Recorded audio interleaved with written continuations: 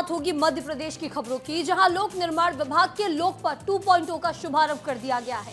इसके साथ ही कांग्रेस में बवाल मच गया, तो वहीं विस्तार न्यूज की खबर का बड़ा असर देखने को मिला। तो देखिए आज मध्य प्रदेश में क्या कुछ विशेष हुआ है। आपके शहर की कई रोचक खबरें आपका रिपोर्टर बता रहा है, देखिए।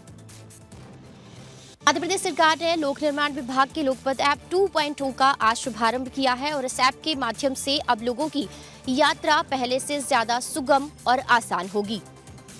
मध्य प्रदेश की मोहन सरकार ने लोक निर्माण विभाग के लोकपथ 2.0 का शुभारंभ किया है। लोकपथ 2.0 ऐप एक समग्र प्लेटफॉर्म है जो यूजर्स को पेट्रोल पंप, अस्पताल, पुलिस स्टेशन और टायर रिपेयर शॉप जैसी सड़क किनारे की सुविधाओं के बारे में रियल टाइम जानकारी देगा।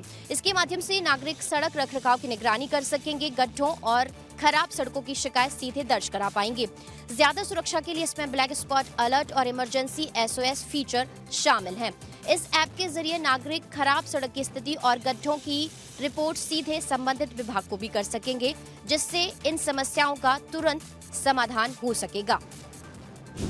ऐप के लॉन्च होने के साथ ही लोग अपनी शिकायतें इसमें दर्ज करा सकेंगे और इसके साथ ही मैपिंग और अगर सड़क में किसी भी तरीके से कोई गड्ढे हैं तो उसकी शिकायत कर सकेंगे और आसपास मिलने वाली सुविधाओं की जानकारी भी इस ऐप के माध्यम से आम लोगों को मिल सकेगी।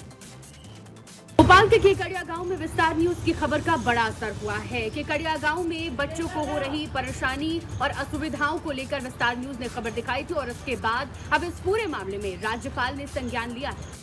केकड़िया गांव आदिवासी बाहुल्य गांव है, जहां ज्यादातर आदिवासी परिवारों के बच्चों ने 8वीं के बाद पढ़ाई छोड़ दी। हाई स्कूल गांव से 8 किलोमीटर की दूरी पर है, जिस वजह से गांव में बच्चों के ड्रॉप आउट का रेट बढ़ रहा है। इसी खबर को विस्तार न्यूज के editor in chief Gyanendra Tiwari ने सीधे मुद्दे की बात में प्रमुखता से दिखाया था, जिस पर राज्यपाल मंगूभाई पटेल ने संज्ञान लिया और वो खुद केकड़िया गाँव पहुँच गए। राज्यपाल ने इस दौरान स्वास्थ्य शिविर के साथ साथ शिक्षा व्यवस्था का भी मुआयना किया। राज्यपाल के साथ विधायक रामेश्वर शर्मा भी मौजूद रहे। गांव में चल रहे विभिन्न योजनाओं के हितग्राहियों को राज्यपाल ने पत्र सौंपा है। राज्यपाल मंगूभाई पटेल ने गांव की समस्याओं के निराकरण का भी आश्वासन दिया है। सारे हिंदुस्तान के जो आदिवासी है उसके लिए धरती आबा ग्राम उत्कर्ष योजना ऐसे करके नाम दिया है और 80,000 करोड़ रुपया का प्रावधान किया है। केकड़िया गांव जो अपनी प्राकृतिक सुंदरता, संस्कृति और इको टूरिज्म के लिए जाना जाता है, यहाँ पर बच्चों की पढ़ाई रुकना बेहद चिंताजनक था। विस्तार न्यूज ने इस खबर को प्रमुखता से दिखाया और अब इस पर संज्ञान लिया गया है। मध्य प्रदेश कांग्रेस में राज्यसभा जाने को लेकर होड़ लगी है, क्योंकि पूर्व मुख्यमंत्री दिग्विजय सिंह का कार्यकाल जल्द खत्म होने वाला है। हालांकि कांग्रेस के बड़े दिग्गज नेता लगातार दावेदारी करते दिखाई दे रहे हैं। एक बार फिर मध्य प्रदेश कांग्रेस में राज्यसभा सीट के लिए सिर फुटअव्वल होने की संभावना है। पूर्व मुख्यमंत्री और राज्यसभा सदस्य दिग्विजय सिंह का कार्यकाल 21 जून को खत्म हो रहा है। कांग्रेस विधायकों की संख्या को देखते हुए रिक्त हो रही 3 में से केवल 1 सीट ही कांग्रेस के खाते में जाएगी। दिग्विजय सिंह राज्यसभा में वापसी चाहते हैं तो कांग्रेस प्रदेश अध्यक्ष जीतू पटवारी भी ओबीसी वर्ग से होने को आधार बनाकर स्वयं दावेदारी करेंगे।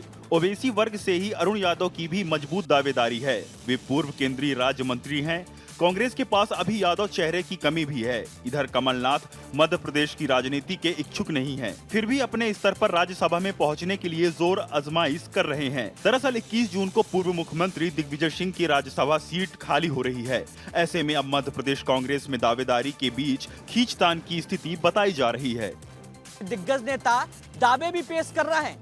अब देखना बड़ा दिलचस्प होगा कि कांग्रेस पार्टी किसको राज्यसभा भेजती है।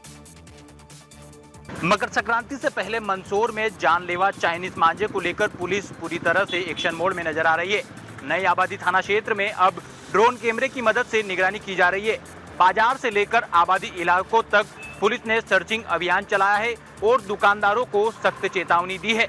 मकर संक्रांति के त्योहार से पहले मंदसौर की नई आबादी थाना पुलिस ने चाइनीज मांझे के खिलाफ कड़ा रुख अपनाया है। शासन प्रशासन द्वारा चाइना मांझा की बिक्री और उपयोग पर पूरी तरह प्रतिबंध लगाया गया है। इसी कड़ी में थाना प्रभारी कुलदीप सिंह राठौर के नेतृत्व में पुलिस टीम ने बाजार में सर्चिंग अभियान चलाया। दुकानों में पतंग, मांझा और अन्य संबंधित सामग्री की बारीकी से जांच की गई।